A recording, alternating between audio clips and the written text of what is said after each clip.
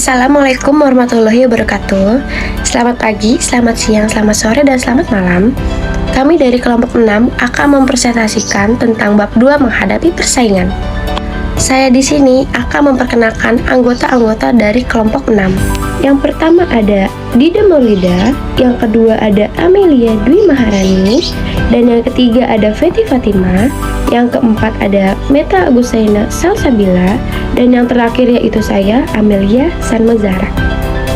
A. Persaingan dapat dilihat dari sudut pandang sebagai berikut. 1. Industri. Suatu kelompok perusahaan yang menawarkan produk atau kelas produk yang merupakan pengganti erat satu sama lain.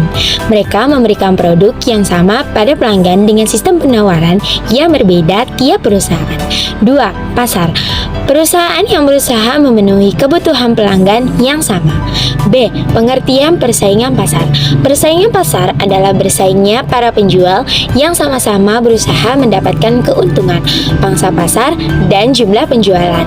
Para penjual biasanya berusaha mengungguli persaingan dengan membelakkan harga, produk, distribusi, dan promosi. Dan dalam persaingan pasar terdapat dua pesaing aktual dan pesaing potensial. C. Hal yang perlu diketahui perusahaan. Dalam persaingan pasar, perusahaan melakukan beberapa cara untuk bertahan meskipun banyak pesaing yang memiliki tujuan dan produk yang sama. Beberapa hal yang perlu perusahaan tahu atau peruntukan yaitu strategi jangka panjang dan jangka pendek. Perusahaan tidak boleh terlalu berfokus pada pesaing, melainkan harus berfokus juga pada pelanggan. D. Memilih pesaing dan pelanggan. Ada pula hal yang perlu diperhatikan perusahaan dalam menjalankan usahanya, yaitu dengan memperhatikan dalam pesaing dan pelanggan. Ada beberapa cara dalam pesaing dan pelanggan, diantaranya yaitu A. Kuat melawan yang lemah, B. Dekat melawan yang jauh, C. Baik melawan yang buruk. Strategi kompetitif pemimpin pasar. 1. Memperluas permintaan pasar.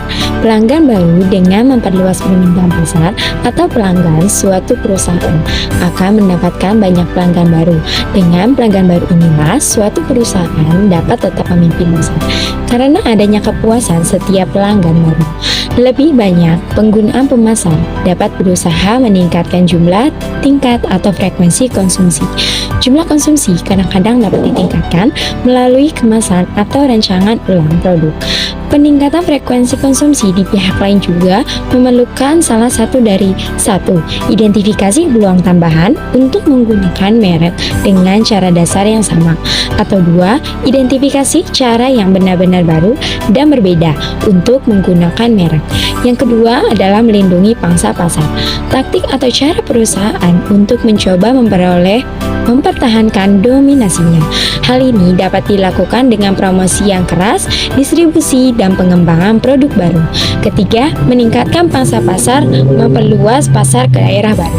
Dengan melebarkan pasar ke daerah yang baru, akan meningkatkan pasar suatu perusahaan.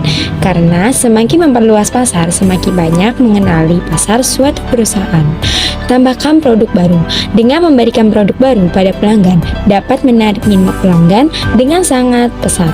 Karena adanya produk baru, dapat pelanggan yang penasaran dan akan mencoba untuk produk tersebut, sehingga pasar semakin meningkat. F. Contoh strategi pemimpin pasar. Contohnya ada pada produk es krim Pedal Pop. Pedal Pop dipegang oleh perusahaan Walls. Perusahaan tersebut memberikan inovasi atau produk terbaru dari es krim Pedal Pop. Dengan adanya inovasi baru ini, memberikan dampak baik bagi perusahaan. Kemudian ada strategi penantang pasar. Ada 5 strategi untuk penantang pasar. Yang pertama, 1. Frontal attack. Yang kedua, flank attack. Yang ketiga, encirclement attack. Yang keempat, bypass attack. Yang kelima, guerrilla attack.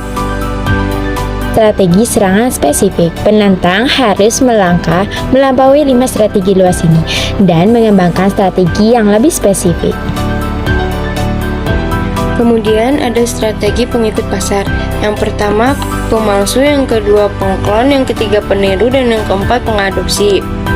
Dan selanjutnya ada strategi penceruk pasar. Penceruk pasar merupakan margin tertinggi dalam penceruk yang cerdas. Tugas penceruk adalah sebagai berikut. Yang pertama, menciptakan ceruk. Yang kedua, melindungi ceruk. Yang ketiga, memperluas ceruk. Dan kemudian ada resiko penceruk. Yang pertama, ceruk pasar mengering. Dan yang terakhir, ceruk pasar diserang. Sekian dari kelompok 6. Mohon maaf bila ada perkataan yang salah. Sekian, terima kasih. Wassalamualaikum warahmatullahi wabarakatuh.